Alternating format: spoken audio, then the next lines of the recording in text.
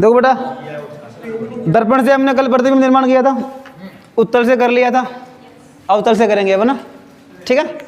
अब अवतल में हमने आपको कल सारणी बनवाई थी एक, कि अगर वस्तु अनंत पर होगी तो कहाँ बनेगा प्रतिबिंब, F पर। जैसे कल आपको मैं थोड़ा सा कल का रिवाइज कर देता हूँ एक बार, सॉरी ये तो उत्तल हो गया। ये हमारे पास अवतल दर्पण हो गया, ये क्या होगी, मुख्य अक्ष। यहाँ पे क्या है बेटा, ध्रुव है ना ये, यहाँ पे क्या हो गया, मुख्य फोकस F, यहाँ पे वक्रता के अंदर C,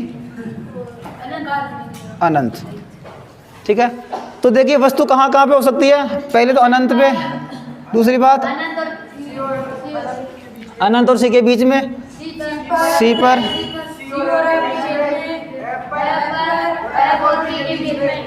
छह जगह पे हो सकती है वस्तु। तो इससे क्या बनेंगे, 6 प्रतिबिंब बनेंगे, और इन 6 में से एक क्या हो गया, इसका अपवाद हो गया। तो आपको मैंने कल एक सारणी बनवाई थी, अगर वस्तु हमारे पास कहाँ पे होगी तो प्रतिबिंब कहाँ बनेगा,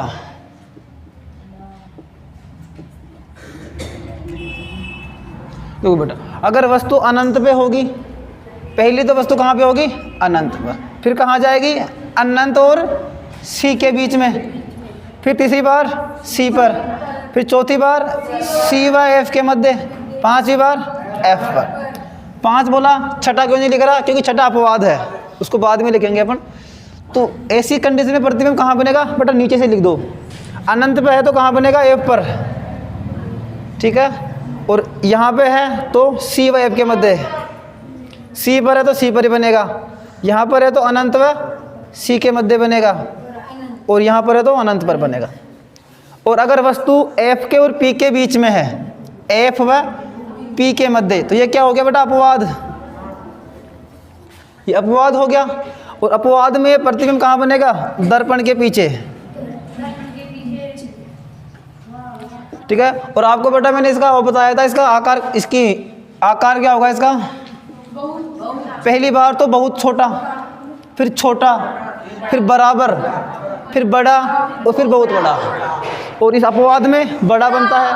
और इसकी स्थिति क्या होती है, अवतल दर्पण में सभी प्रतिबिंब वास्तविक व उल्टे बनते हैं, वास्तविक और उल्टे। लेकिन इसका जो एक अपवाद है वो क्या बनेगा, आभासी और सीधा, ठीक है ना। चलिए अब हम इसके प्रतिबिंब का निर्माण करके देख रहे थे पूरे के। तो लगाइए टॉपिक, जब वस्तु अनंत पर हो, किसकी बात कर रहे हैं अपन, ये अवतल दर्पण की। तो देखो बेटा, अगर वस्तु हमारे पास अनंत पे होगी, और बेटा ये बनाना सीख लो एक बार ना, यही काम आने वाली है एग्जाम में। ये हमारे पास ध्रुव P हो गया, यहाँ पे क्या हो गया बेटा, देखो अब F हम कहाँ बनाएंगे, जहाँ पे हमारी वस्तु बनेगी, एक बार रुक जाओ, यहाँ पे C होता है ना, यहाँ पे क्या होता है, अनंत। वस्तु कहाँ पर स्थित है, अनंत पर है ना, ठीक है।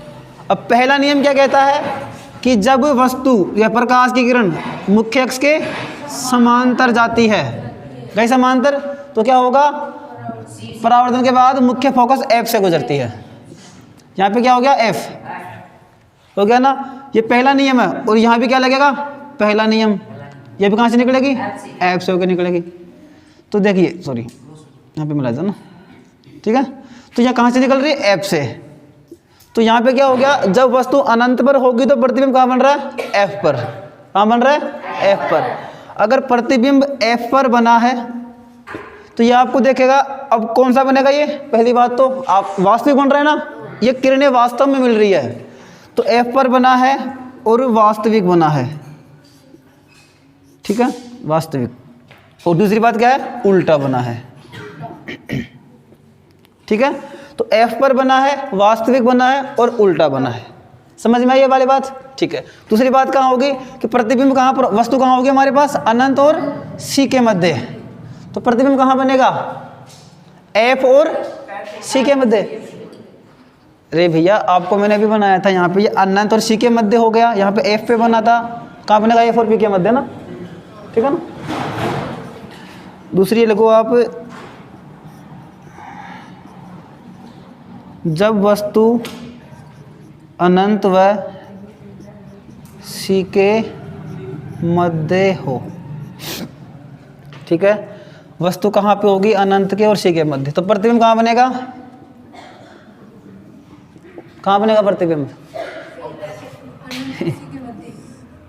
अरे बेवकूफ, देखो यहाँ पे हमारे पास क्या हो गया? F, यहाँ पे क्या हो गया? C, और यहाँ पे क्या हो गया? अनंत। वस्तु कहाँ पर है? अनंत के और C के मध्य। ठीक है ना?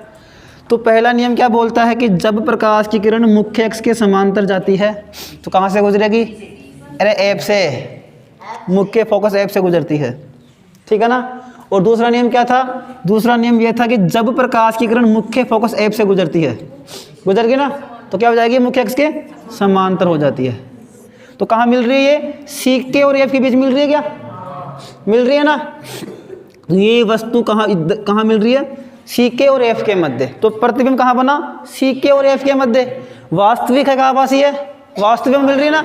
अगर किरण वास्तव में मिल रही तो वास्तविक है। अब देखो, आपको पता था ना कि उल्टा कैसे बनता है, सीधा कैसे बनता है, तो आपको मैंने बताया था अगर इस लाइन के ऊपर बनता है तो सीधा और नीचे बनता है तो उल्टा। तो नीचे बन रहा है ना प्रतिबिंब, ये तीर का निशान ये सीधा है ना, लेकिन प्रतिबिंब में क्या है? उल्टा है कि नहीं है? तो उल्टा बन रहा है ना प्रतिबिंब। तो यहाँ पे प्रतिबिंब कहाँ बना? प्रतिबिंब बना सी व एफ के मध्य। ठीक है, सी व एफ के मध्य। कैसा बना बेटा? उल्टा, उल्टा व वास्तविक, वास्तविक ना। और स्थिति क्या है इसकी? सॉरी, आकार क्या है इसका? छोटा है ना, इससे छोटा है वस्तु से। तो जितनी बड़ी वस्तु है इससे छोटा है कि नहीं है? इसका आकार कैसा हो गया बेटा हमारे पास? छोटा। क्या दो प्रतिबिंब समझ में आए आपके? पहली में वस्तु कहाँ थी? अनंत पर थी। जब वस्तु अनंत पर होती है तो प्रतिबिंब एफ पर बनता है। जब वस्तु अनंत के और सी के बीच में होती है तो प्रतिबिंब कहाँ बनेगा? सी और एफ के मध्य। और तीसरी कंडीशन क्या थी हमारे पास? तीसरा जो हमारे पास नियम था वो क्या था बेटा? कि जब वस्तु सी पर होती है, और आपको बताया कि सी पर जब वस्तु होती है तो प्रतिबिंब भी कहाँ बनेगा? सी पर ही बनेगा। ये हमारे पास P हो गया, ये F हो गया, अनंत हो गया, जैसे मान लिया यहाँ पे C हो गया। या फिर इसको ऐसे थोड़ा पास में कर ले C को। ठीक है, वस्तु कहाँ पर है? C पर है। देखना, ध्यान करना बेटा। पहला नियम क्या बोलता है? कि प्रकाश की किरण मुख्य अक्ष के समांतर जाएगी। सबको पता है ना?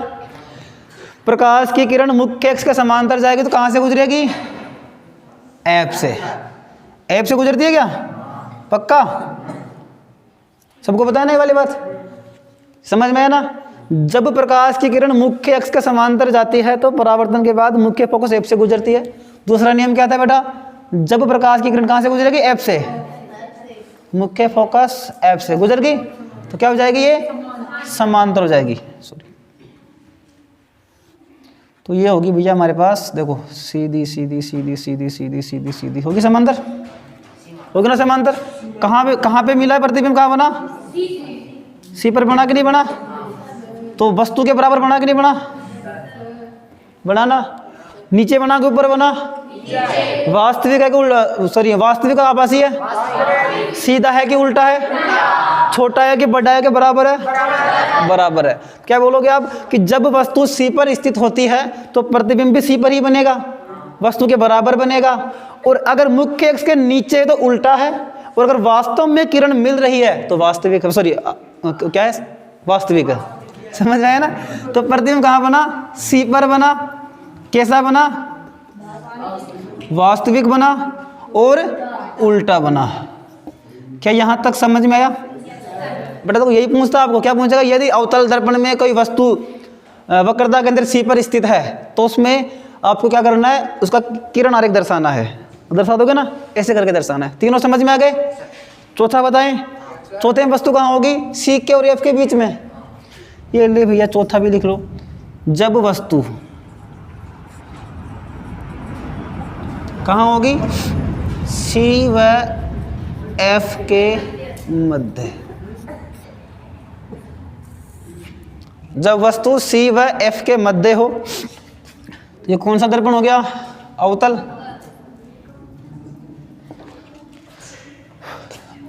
ये क्या होगी? मुख्य अक्ष। यहाँ पे क्या है? P। यहाँ पे क्या है F, यहाँ पे क्या है C, यहाँ पे क्या हो गया अनंत। ठीक है ना। तो वस्तु कहाँ है C के और F के मध्य। ठीक है। तो पहला नियम क्या बोलता है, जब भी प्रकाश की किरण मुख्य अक्ष के समांतर जाएगी तो कहाँ से गुजरेगी बेटा, गुजर गई F से, ये F से गुजर रही है ना, ये बात समझ में आई। दूसरा नियम क्या था कि F से गुजरेगी, क्या से गुजरेगी F से, तो बेटा पॉसिबल नहीं हो रहा ना F से गुजारना, नहीं हो रहा, तो कहाँ से गुजार दे, C से गुजार दे। फिर तीसरा नियम क्या था हमारे पास कि जब प्रकाश की किरण C से गुजरती है वक्रता के अंदर C से, तो वापस कहाँ से आएगी, जैसे जाएगी वैसे आएगी ना। तो अगर मैं इस किरण को यहाँ से इधर फेंकता हूँ, फेंक दिया इधर, तो वापस इधर जाएगी ना, ये इनकी ऐसे जाएगी, वापस जाएगी ना। तो क्योंकि अनंत तो बहुत दूर होता है, तो ये कहाँ मिलेगी, अनंत के और C के मध्य। या फिर ऐसे करो, इसको यहाँ पे मिला दो, यहाँ पे ना, सॉरी इसको सीधा कर लो, ये अनंत के और F C के मध्य इसको मिला दो, यहाँ पे इसको अनंत यहाँ पे कर दो, यहाँ पे मिल रही है। अब देखो आप, इससे बड़ा है कि नहीं है, प्रतिबिंब बड़ा बन रहा है ना, तो कहाँ बन रहा है, पहली बात तो अनंत के और C के मध्य, मुख्य अक्ष के नीचे है तो उल्टा, और वास्तव में मिल रहा है तो वास्तविक। चारों समझ में आ गए, पक्का आया ना। ठीक है बेटा। अब देखिए पांचवा प्रतिबिंब हमारे पास है, वस्तु कहाँ पर होगी, F पर, और आपने पढ़ा है कि जब भी वस्तु F पर होती है तो प्रतिबिंब कहाँ बनता है, नहीं अनंत पर। जब वस्तु F पर हो, जब वस्तु कहाँ पर हो, F पर, तो हमारा प्रतिबिंब कहाँ बनेगा, अनंत पर। तो देखिए ये हो गया मुख्य अक्ष, यहाँ पे ध्रुव P हो गया, यहाँ पे F हो गया, यहाँ पे C हो गया, और अनंत यानी कि बहुत आगे है अनंत। ठीक है ना, अनंत आगे है। तो पहला नियम क्या बोलता है हमारे पास कि जब भी प्रकाश की किरण मुख्य अक्ष के समांतर जाती है तो कहाँ से गुजरेगी, ये भैया F से गुजर गई, गुजर गई ना F से। इसको यहाँ तक लेकर के आप इसे डॉट डॉट कर दो, आगे आगे जा रही है। दूसरा नियम होगा नहीं यहाँ पे, तीसरा नियम लग रहा है कि यहाँ पे लगा रहा है तीसरा नियम। चलो तीसरा नियम लगा लो कि ये प्रकाश की किरण C से गई, किस दिशा में गई, उसी दिशा में वापस लौट गई, तो ये कहाँ मिलेगी, ये अनंत पे जाकर के मिलेगी। कहाँ मिलेगी, ये अनंत पे। तो प्रतिबिंब कहाँ बनेगा, अनंत पर। कितना बढ़ेगा, बहुत बड़ा, बहुत बड़ा बनेगा ना, और वास्तविक ही बनेगा। ठीक है ना। चलिए इसमें क्या होगा, प्रतिबिंब अनंत पर बनेगा, वास्तविक बनेगा, और क्या बनेगा, वास्तविक व उल्टा, और क्या बनेगा, बहुत बड़ा। यहाँ तक सबको समझ में आएगा, पक्का समझ में आया, क्या होगा, समझ में आ रहा है ना। चलिए यहाँ तक आया। और ये हमारे पांच जो प्रतिबिंब, ये पांचों के पांचों हो गए। अब छठा इसका क्या है, अपवाद है। अपवाद में क्या होता है, प्रतिबिंब वस्तु के पीछे, दर्पण के पीछे बनता है, और वो क्या होता है, आभासी और सीधा। जैसे देखिए ये हमारे पास छठा हो गया, वस्तु कहाँ है, जब वस्तु F व P के मध्य, F व P के मध्य हो, ये क्या बन गया हमारे पास, अवतल दर्पण। ये क्या हो गई, मुख्य अक्ष, यहाँ पे क्या हो गया ध्रुव, यहाँ पे क्या हो गया F C, और ये क्या हो गया यहाँ पे अनंत। ठीक है ना। तो देखिए वस्तु कहाँ पर है, F के और P के मध्य, F के और P के मध्य, बातें नहीं बेटा, वस्तु कहाँ पर है, F के और P के मध्य। तो प्रतिबिंब कहाँ बनेगा, देखो पहला नियम क्या बोलता है, समांतर जाएगी तो F से गुजरेगी, गुजर गई F से। दूसरा नियम क्या है, यहाँ पे लगेगा नहीं। तीसरा नियम लगेगा, तो यहाँ पे क्या लगेगा, चौथा नियम, यहाँ से गई कहाँ पे गई, P पे। तो चौथा नियम क्या बोलता है कि जितने कोण से आती है उतने कोण से वापस चली जाती है। तो ये से निकल गई ना, आगे मिलेगी नहीं, तो ये कहाँ जाके मिलेगी, पीछे की तरफ गई ना, ये मिल गई। कहाँ मिल रही है, दर्पण के पीछे। तो प्रतिबिंब कहाँ बन रहा है बेटा, देखो ये इंपॉर्टेंट भी है, अपवाद है लेकिन इंपॉर्टेंट है। इसमें आपसे पूछता है कि अवतल दर्पण का ऐसा कौन सा प्रतिबिंब है जो आभासी व सीधा बनता है, तो ये क्या है, वस्तु कहाँ पर होगी, F के और P के मध्य होगी। ठीक है ना। आपको दर्शाना होगा, दर्शा सकते हो वैसे। अगर वस्तु F के और P के बीच में होती है तो प्रतिबिंब ऐसा बनता है। क्या सबका समझ में आ रहा है, क्या आ रहा है क्या सबके? ऐसा कोई प्राणी जिसको समझ में नहीं आ रहा हो, कोई जीव है क्या ऐसा? अरे सबको समझ में आ रहा ना? अरे ये वाला समझ में नहीं आया? देखिए इसमें क्या है, मैं आपको फिर से समझाता हूँ ये वाला। बट ऐसे बोल दिया करो, अगर आपको कोई भी समझ में नहीं है ना अभी बोल दो, नहीं बना वीडियो रहेगा खूब देखना जाके बिंदास। देखो ये हमारे पास वस्तु है, वस्तु कहाँ पर थी बेटा? एफ के और पी के मध्य। यहाँ पे हमारे पास एफ है, यहाँ पे क्या है? पी है, यहाँ पे क्या है? सी है, यहाँ पे क्या है? अनंत है। तो वस्तु कहाँ पर है? एफ के और पी के मध्य। और अभी हमने पढ़ा है कि एफ और पी के मध्य जब वस्तु होती है तो प्रतिबिंब दर्पण के पीछे बनता है और आभासी और सीधा बनता है। तो देखिए पहला नियम क्या बोलता है? पहला नियम ये बोलता है कि जब वस्तु मुख्य अक्ष के समांतर जाती है ना तो टकराने के बाद इस एफ से होकर निकलेगी। ये एफ से निकल गई, सॉरी सीधा करो इसको ना, निकल गई एफ से, निकल गई। और दूसरा नियम इसमें होगा नहीं क्योंकि यहाँ से किरण इधर से आएगी नहीं, इधर डालेगी। तीसरा लग नहीं रहा तो कौन सा लगेगा फिर? चौथा नियम। तो यहाँ पे चौथा नियम क्या बोलता है कि जब वस्तु ध्रुव पी पर गिरती है तो जितने कोण से आती है उतने कोण से वापस चले जाती है। और बेटा ये तीर के निशान लगाना मत भूलना, नहीं आपका जो क्वेश्चन है वो गलत हो जाएगा। तो क्या हो गया देखो इसमें, ये है ना, ये इधर जाएगी पीछे और ये इधर जाएगी। तो कहाँ बन रहा है? प्रतिबिंब इस दर्पण के पीछे। और ये मुख्य अक्ष है, ऊपर बन रहा है ना, तो सीधा है और बड़ा है। तो यहाँ पे क्या बनेगा? जो प्रतिबिंब है वह बनेगा हमारे पास दर्पण के पीछे बनेगा।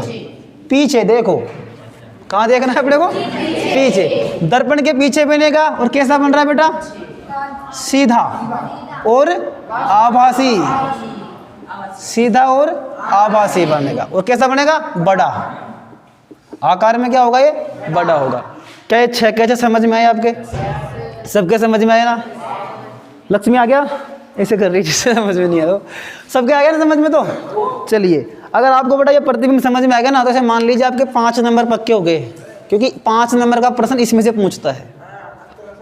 और इनमें से कोई सा भी प्रश्न आपसे पूछ सकता है कि कौन सा आपको, अगर मान ले बोल दिया जाए कि अवतल, देखो उत्तल दर्पण पे 2 ही प्रतिबिंब बनेंगे। एक तो कहाँ पे? जब वस्तु अनंत पर होगी तो एफ पर बनेगा। दूसरा कहाँ होगी? वस्तु अनंत के अलावा कहीं पर भी हो तो कहाँ बनेगा? एफ और पी के बीच में। और उसमें आभासी और सीधा बनता है और बहुत छोटा और छोटा बनता है। ठीक है, उत्तल दर्पण सॉरी अवतल में 6 बनते हैं, इसमें 5 तो सिंपल सा है और छठा अपवाद है। तो इसमें क्या होगा? अगर वस्तु अनंत पर होगी तो प्रतिबिंब एफ पर बनेगा, अनंत के और सी के बीच में होगा तो प्रतिबिंब एफ और सी के बीच में बनेगा। अगर सी पर होगी तो सी पर ही बनेगा, सी के और एफ के बीच में होगी तो सी के और अनंत के बीच में बनेगा। अगर वस्तु हमारे पास एफ पर होगी तो प्रतिबिंब अनंत पर बनेगा।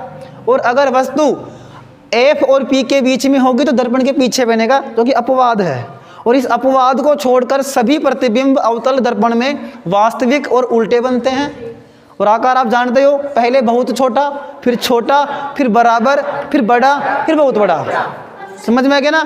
उसके बाद में आपको बताइए प्रकृति कैसी होती है? वास्तविक और उल्टा। लेकिन अपवाद में कैसी होती है? आभासी व सीधा। यहाँ तक सबका समझ में आ गया ना? पक्का आया ना? चलिए, अब इसके बाद में एक टॉपिक है हमारे पास, दर्पण सूत्र। और देखिए बहुत इजी सूत्र है, ज़्यादा हार्ड नहीं है। इसमें क्या होता है हमारे पास? फोकस दूरी जानते हो ना आप लोग? फोकस दूरी, बिंब दूरी और प्रतिबिंब दूरी, इनके अंदर संबंध जो होता है ना, उस संबंध को हम क्या बोलते हैं? दर्पण सूत्र। देखिए इधर, यहाँ पर मान लीजिए ये एफ क्या है? फोकस दूरी। एफ क्या है? फोकस दूरी। और यू क्या हो जाएगा? बिंब दूरी। जानते बिंब क्या होती है? वस्तु। अरे हमने कहा वस्तु यहाँ पर रखी हुई है तो यहाँ से यहाँ तक की दूरी क्या हो गई? बिंब दूरी हुई ना, वस्तु की दूरी। यानी कि बिंब से लेकर, वस्तु से लेकर ध्रुव के बीच की दूरी बिंब दूरी कहलाती है। समझ में आया ना? और यहाँ पर अगर फोकस बिंदु है तो वस्तु से ध्रुव पी से लेकर के फोकस बिंदु तक की दूरी क्या कहलाती है? फोकस दूरी। समझ में आया ना? तो ये तो हो गया हमारे पास फोकस दूरी। हम क्या पढ़ रहे हैं? अपन दर्पण सूत्र पढ़ रहे हैं ना, दर्पण सूत्र। तो एफ क्या हो गया? फोकस दूरी। यू क्या हो गया बेटा? बिंब दूरी। और बिंब क्या होती है? वस्तु होती है, तो बिंब दूरी। और वी क्या होता है? प्रतिबिंब दूरी। v क्या होता है? प्रतिबिंब दूरी। यहाँ तक समझ में आया? अगर परिभाषा देखिए तो आप क्या बोलोगे कि फोकस बिंदु से लेकर ध्रुव P के बीच की दूरी फोकस दूरी कहलाती है। बिंब दूरी, बिंब से लेकर के ध्रुव P के बीच की दूरी बिंब दूरी। प्रतिबिंब की दूरी क्या होती है? मान ले यहाँ पे प्रतिबिंब बन रहा है तो यहाँ से यहाँ तक की दूरी क्या होगी? प्रतिबिंब दूरी। यानी कि प्रतिबिंब से लेकर के ध्रुव P के बीच की दूरी प्रतिबिंब दूरी कहलाती है। यानी कि आप इसमें कह सकते हो F से लेकर के P के बीच की दूरी, F से लेकर के P के बीच की दूरी क्या कहलाती है? फोकस दूरी। और यहाँ आप क्या बोलोगे? V, यानी कि बिंब वस्तु से, बिंब से P के बीच की दूरी क्या कहलाती है? बिंब दूरी। और प्रतिबिंब से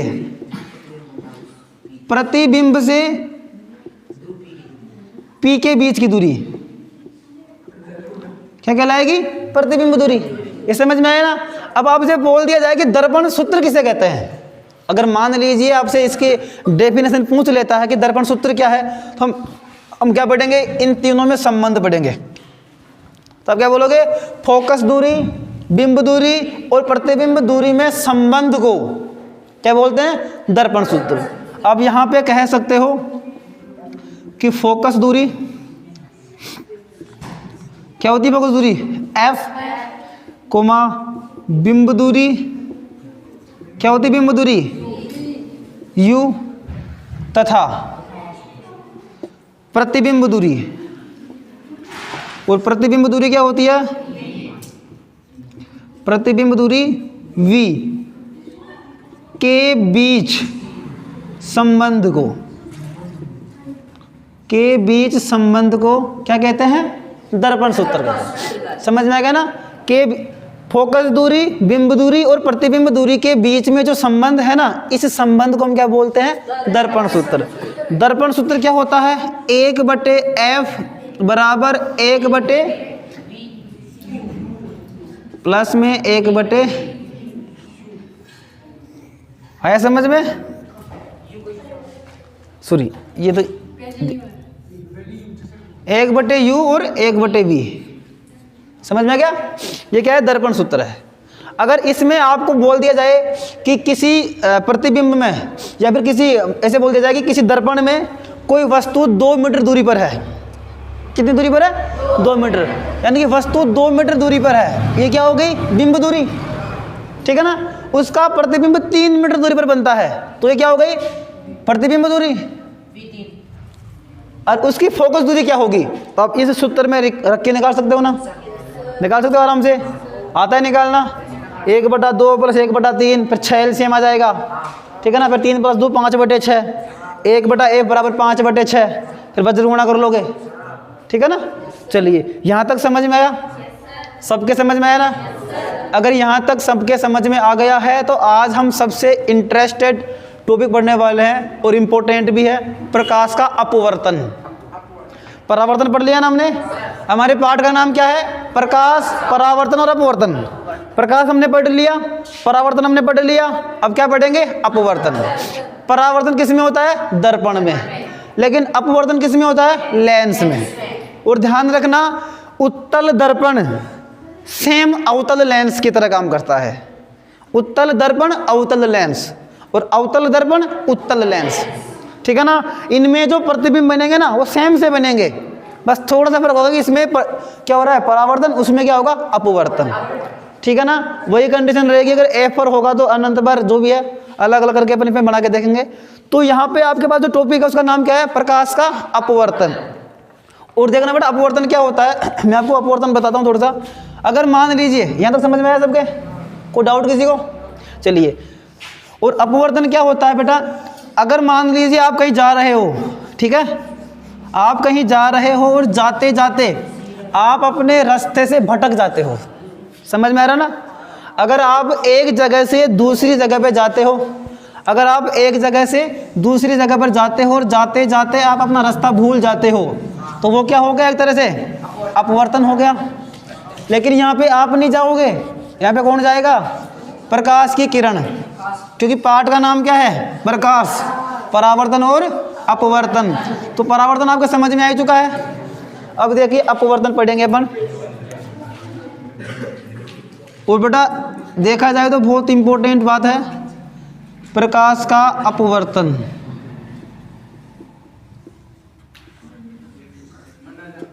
देखिए अपवर्तन क्या होगा, यदि प्रकाश की किरण एक माध्यम से दूसरे माध्यम में जाती है ना, तो अपने पथ से विचलित हो जाती है। इसमें मैं आपको आज ऐसी ऐसी बातें बताऊंगा जो एग्जाम में पूछे भी गए हैं और पूछने भी वाले हैं। किस प्रकार से पूछते हैं, जब प्रकाश की किरण एक माध्यम से दूसरे माध्यम में जाती है ना, तो अपने पथ से विचलित हो जाती है, यानी कि अपना रास्ता भटक जाती है। इसे क्या बोलते हैं अपन, प्रकाश का अपवर्तन। आगे परिभाषा समझ में आ गई ना। जब प्रकाश की किरण एक माध्यम से दूसरे माध्यम में जाती है तो अपने पथ से यानी कि रास्ते से विचलित हो जाती है, इसे प्रकाश का अपवर्तन कहते हैं। क्या सबके परिभाषा समझ में आई? जब प्रकाश की किरण एक माध्यम से दूसरे माध्यम में जाती है तो अपने पथ से विचलित हो जाती है, इसे क्या बोलते हैं, प्रकाश का अपवर्तन कहते हैं। समझ में आ गया? अब देखो बेटा माध्यम कितने प्रकार का होता है, तो मैं आपको बता देता हूं कि माध्यम 2 प्रकार का होता है। कितने प्रकार का? क्योंकि अभी मैंने कहा कि एक माध्यम से दूसरे माध्यम में जाएगी, तो कौन से माध्यम से कौन से माध्यम में जाएगी? तो पहला जो माध्यम है बेटा वह है हमारे पास सघन, और दूसरा माध्यम है वो है विरल। सघन और विरल माध्यम सबने देखा भी होगा या फिर सुना होगा। सुना सबने? नहीं सुना? धन्यवाद। तो एक होता है सघन माध्यम, एक होता है विरल माध्यम। अब देखिए क्या होता है, जब प्रकाश की किरण सघन माध्यम से विरल माध्यम में जाती है तब क्या होता है, और विरल माध्यम से सघन माध्यम में जाती है तब क्या होता है। ये दोनों चीजें अपन अभी देखेंगे यहाँ पे। तो मान लीजिए मेरे पास ये एक रेखा है और इसके ऊपर अलग माध्यम है और नीचे अलग माध्यम है। मैंने यहाँ पे कह दिया कि ऊपर कौन सा माध्यम है, सघन, और नीचे कौन सा माध्यम आ गया, विरल माध्यम। और हमने क्या पढ़ा कि जब प्रकाश की किरण एक माध्यम से दूसरे माध्यम में जाती है तो अपने पथ से विचलित हो जाती है, उसे क्या बोलेंगे, अपवर्तन कहेंगे। अब देखिए बेटा आपको थोड़ा सा खुद सोचो एक बार, इस सघन में से विरल में से आपको अच्छा क्या लग रहा है? यानी कि सघन यानी अच्छा होता है बुरा होता है? अच्छा। एक आप सोचो खुद, अच्छा। यानी कि सघन क्या है, अच्छा, और नहीं भी है तो मान लो सघन का मतलब क्या होता है, अच्छा, और इसका मतलब क्या होता है, बुरा। थोड़ा लग रहा है ना कि सघन यानी अच्छा हो गया, बस सघन आदमी है, अच्छा, सज्जन नहीं सघन, तो क्या हो गया, अच्छा। विरल मतलब बुरा। अब मान लीजिए प्रकाश की किरण सघन माध्यम से विरल माध्यम में जा रही है। कहाँ पे जा रही है, सघन माध्यम से विरल माध्यम में। तो ये है हमारे पास किरण जी, बेटा किसी की बेटी का नाम नहीं है, ये प्रकाश जी की किरण है। ये किरण जा रही है यहाँ पे, गई ना, तो कौन सा माध्यम है, सघन माध्यम। अब देखो जब भी एक माध्यम से दूसरे माध्यम में जाती है ना, तो हम क्या मान लेते हैं वहां पे, अभिलंब। वहां पे माना था ना हमने परावर्तन में भी, यहाँ पे क्या बन गया, एक अभिलंब बन गया, बन गया अभिलंब। अरे ले यार सुधो, अभिलंब बन गया ना। अब देखिए ऐसे मान लो एक तरह से कि इस किरण को सघन माध्यम में से विरल माध्यम में कौन लेके जा रहा है, अभिलंब। हालांकि लेके नहीं जा रहा, लेकिन मानना अपने को लेके जा रहा है ना।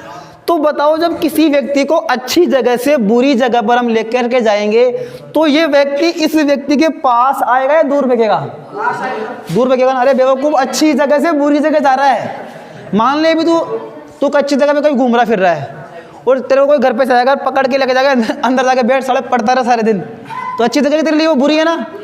तो जब तेरे को अच्छी जगह से कोई बुरी जगह पर लेके जाएगा तो तू उस आदमी के पास जाएगा, दोबारा उसको दूर फेंकेगा, दूर फेंकेगा ना। तो देखिए, तो इसको इधर जाना चाहिए ना एक तरह से, तो सॉरी इसको इधर जाना चाहिए ना, जाना चाहिए ना। लेकिन ये क्या करती है, जब प्रकाश की किरण सघन माध्यम से विरल माध्यम में जाती है तो ये अभिलंब, ये अभिलंब से दूर हट जाती है। कहाँ हट गई, अभिलंब से दूर। आए समझ में? जब प्रकाश की किरण सघन माध्यम से विरल माध्यम में जाती है तो अभिलंब से दूर हट जाती है। क्या ये बात समझ में आ गई? आए ना समझ में? कर लोगे ना।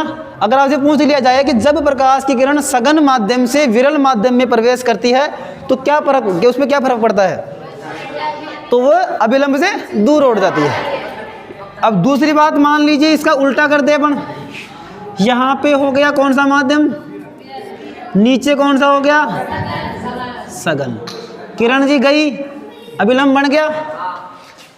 अब देखिए बेटा, अगर ये विरल माध्यम से सघन माध्यम में गई कोई व्यक्ति आपको बुरी जगह से अच्छी जगह लेके जा रहा है, तो क्या वो आप उस व्यक्ति के पास आओगे, दूर भगोगे? पास आओगे ना। तो इस किरण को इधर जाना चाहिए था ना, लेकिन ये अभिलंब के पास आ जाती है। आई समझ में? तो क्या बोलोगे आप कि जब प्रकाश की किरण सघन माध्यम से विरल माध्यम में जाती है तो अभिलंब से दूर हो जाती है, और जब विरल माध्यम से सघन माध्यम में आती है तो अभिलंब के पास हो जाती है। ये समझ में आया? पक्का समझ में आया ना? ठीक है। अब देखिए बेटा, मैं आपको यहाँ पे 3 वस्तु बताऊंगा। एक तो आपने सुना होगा, सुना क्या? कांच, पानी और हवा, क्योंकि हमेशा किरण इन 3 माध्यम से गुजरती है। ये माध्यम है 3, कांच, पानी और हवा। अब इन 3 माध्यम से गुजरती है। अगर मान लीजिए मैं आपको कहूं कि यदि प्रकाश की किरण कांच से पानी में गुजरती है तो क्या फर्क पड़ेगा? अब इसके लिए आपको ये पता होना चाहिए कि कांच कौन सा माध्यम है, सघन है कि विरल है, वो पानी सघन है कि विरल है। हमें ये बात पता होना चाहिए ना। तो हमें ये पता होना, देखो बेटा, हेलो, तो देखिए कांच कौन सा माध्यम है? सघन। ये बात आप ध्यान रखो, कांच कौन सा माध्यम है? सघन। हवा कौन सा माध्यम है? विरल। अब बात आ गई भाई साहब पानी की, कि सर कांच तो सघन माध्यम है और हवा विरल माध्यम है, लेकिन पानी क्या है? भैया पानी दोनों माध्यम है। अब कैसे? जैसे मान लीजिए मेरे पास 3 व्यक्ति है, 1 2 और 3, वो तीनों है। इसकी परसेंटेज बनी है 95, इसकी बनी है 70 और इसकी बनी है 60। ठीक है ना?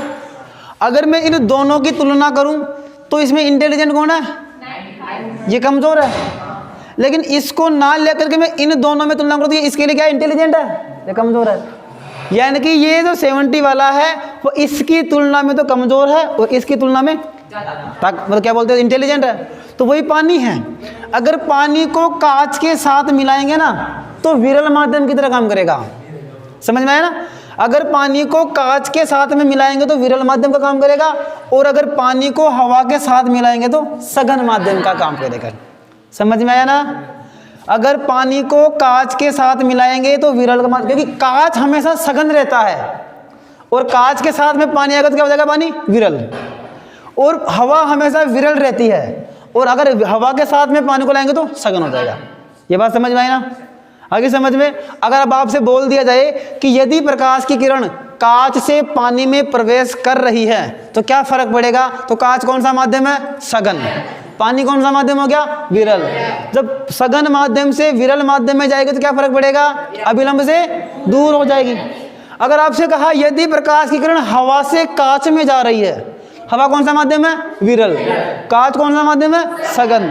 तो विरल माध्यम से सघन माध्यम में जब प्रकाश की किरण जाती है तो क्या होता है? अभिलंब की ओर झुक जाती है। समझ में आएगा ना?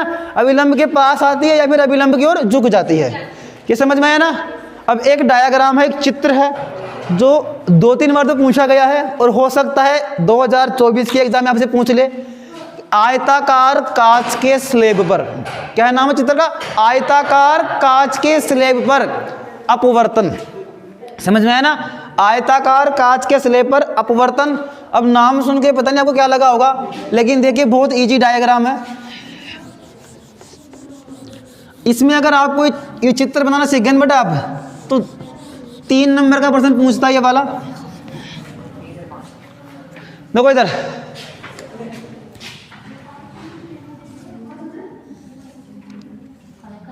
ये क्या हो गया हमारे पास? कोई आयताकार कांच हो गया ना? ये क्या हो गया? कांच का स्लेब हो गया।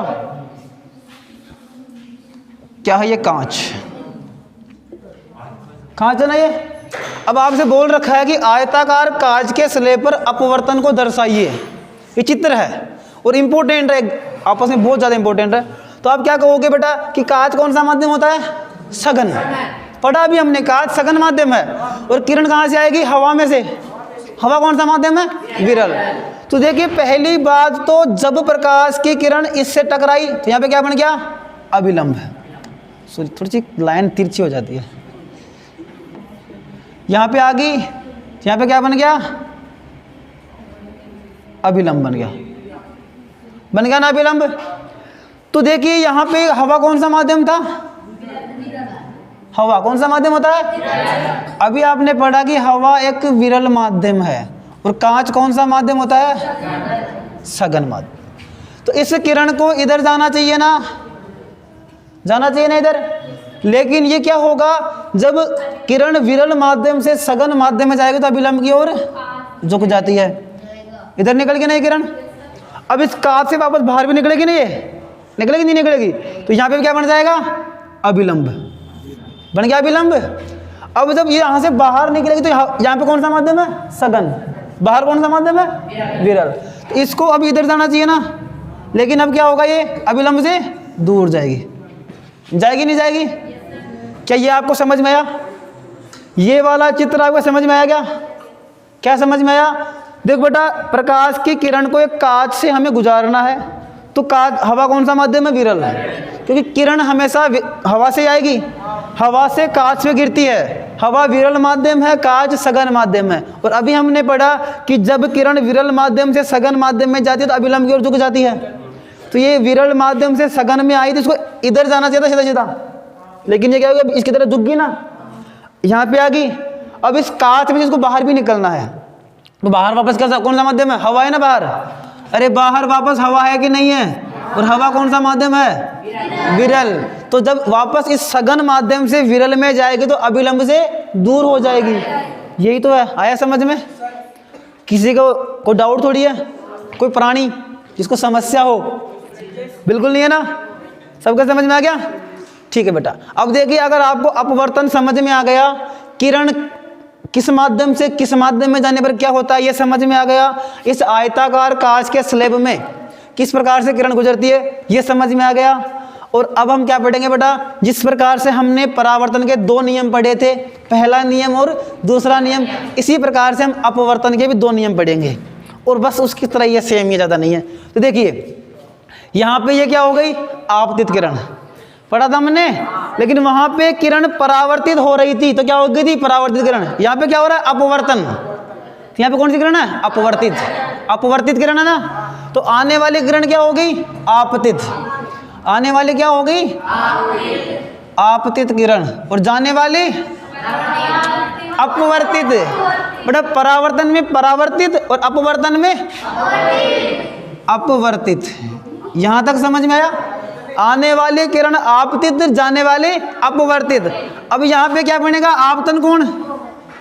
यहाँ पे क्या बनेगा, आपतन कोण। क्या होता है आपतन कोण, आई। यहाँ पे क्या बनेगा, अपवर्तन कोण। ये क्या होता है, आर। समझ में आया ना? अब देखिए बेटा, उसका परावर्तन का जो बता दूसरा नियम था, क्या था दूसरा नियम, कि आपतित किरण, परावर्तित किरण और अभिलंब तीनों एक ही बिंदु पर मिलते हैं ना, वो इसका पहला नियम है। क्या है, आपतित किरण, अभिलंब और अपवर्तित किरण। बस ये ध्यान रखना, यहाँ पे किरण कौन सी है, अपवर्तित। आपतित किरण, अभिलंब और अपवर्तित किरण तीनों एक ही बिंदु पर मिलती है ना, इसे अपवर्तन का पहला नियम कहते हैं। समझ में आया? और अपवर्तन का दूसरा नियम जो कि इंपोर्टेंट है, उसे क्या बोलते हैं, स्नेल का नियम। क्या बोलते हैं उसे, स्नेल का नियम। सुना आपने भी स्नेल का नियम? कहीं पढ़ा भी नहीं, कहीं नहीं पढ़ा? ओ भैया चलिए, हाँ हाँ, अच्छा कोर्स 2 बार हो गया स्कूल में, 1 बार भी नहीं पढ़ा।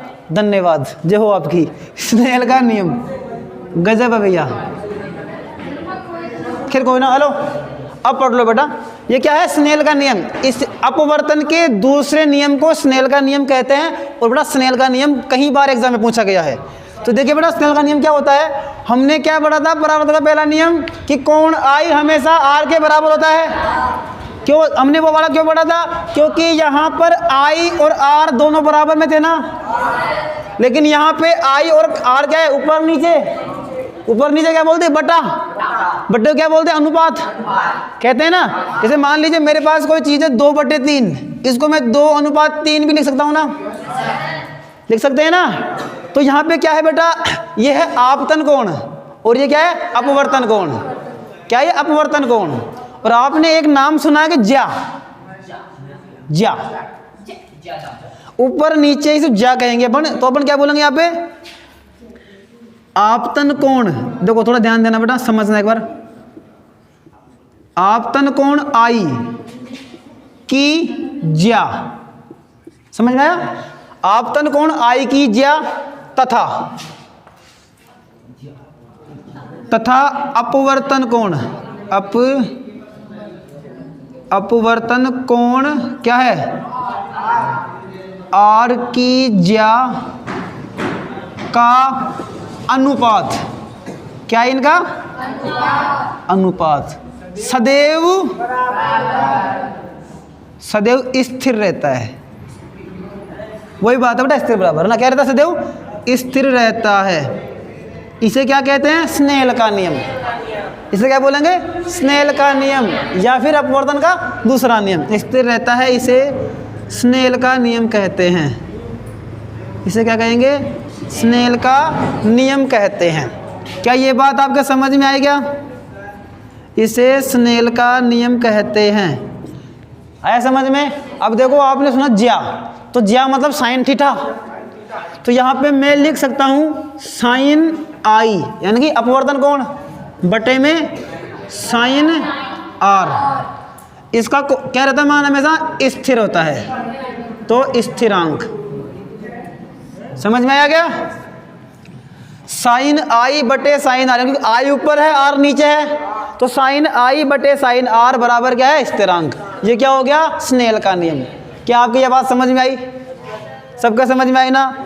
स्नेल का नियम क्या होता है? स्नेल का नियम ये होता है बेटा कि आपतन कोण आई की ज्या तथा अपवर्तन कोण आर की ज्या का अनुपात सदैव स्थिर रहता है। इसे क्या बोलते हैं? स्नेल का नियम। क्या यहाँ तक समझ में आया? दिनेश कर दे भाई कट। देखो